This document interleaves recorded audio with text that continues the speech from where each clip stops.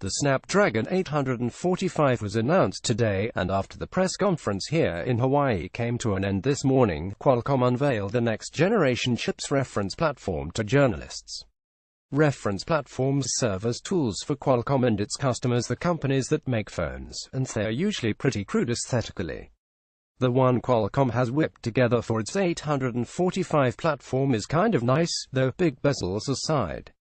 I can't really tell you much about using it. It's running Android and it's filled with diagnostic software and a few tightly scripted demo applications you won't really care about. I can tell you what it does, though.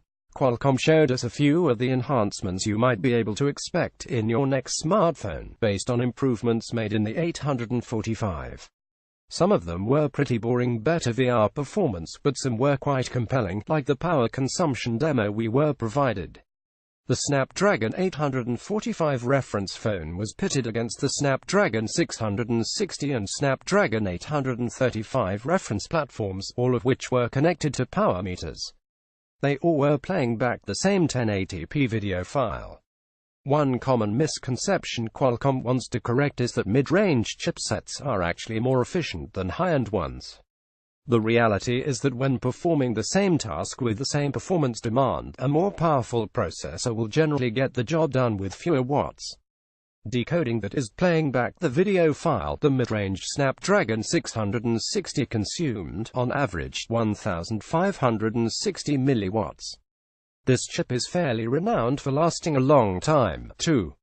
The Snapdragon 835 came in at around 1,470 milliwatts. The Snapdragon 845 managed nearer to 1,350 milliwatts, around 15% more efficient than the 660. The all-new Adreno GPU, which Qualcomm will say nothing about other than it being faster and more efficient, and 3MB system cache both play a role here, allowing the much more powerful chip to accomplish the same task with a significantly smaller power footprint than the mid-range chip. In a more direct GPU comparison, Qualcomm ran the GFX Bench Manhattan OpenGL 3.1 benchmark on a Snapdragon 835 and an 845. The difference here was pretty staggering. The 845 consumed a little under 25% less power while running the benchmark compared to the 835, 2,950 milliwatts versus 3,790 milliwatts. Clearly Qualcomm has made some big strides on the GPU in this next-generation chipset.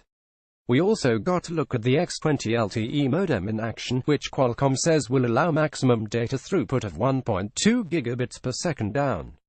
While Qualcomm fully acknowledges most users will never see anything close to those speeds anytime soon, they argue the underlying technologies still make for a better LTE experience overall.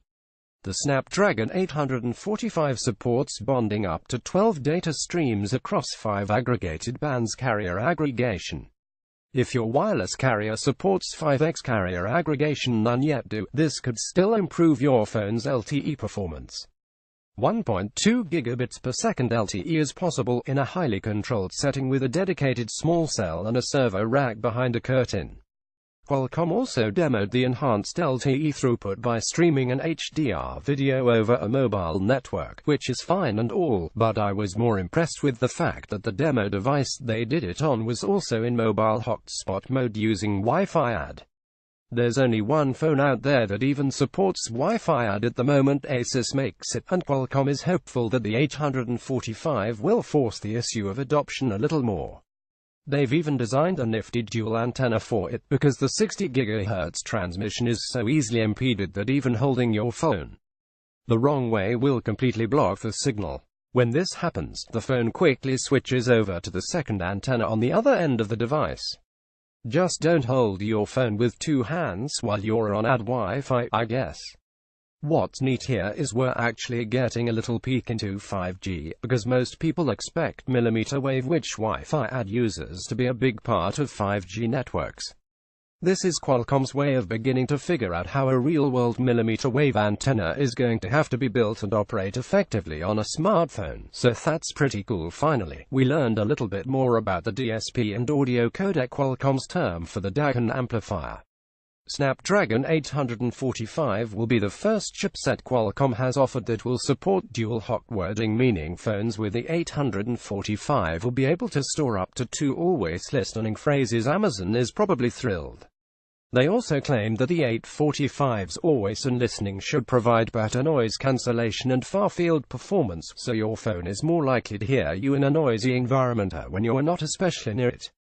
We'll have more for you, hopefully, about some of the details as we go to various talks tomorrow discussing some of the changes in the 845. One talk will be on audio, for example. But that's a quick glimpse into a few of the things you might be seeing on your next phone.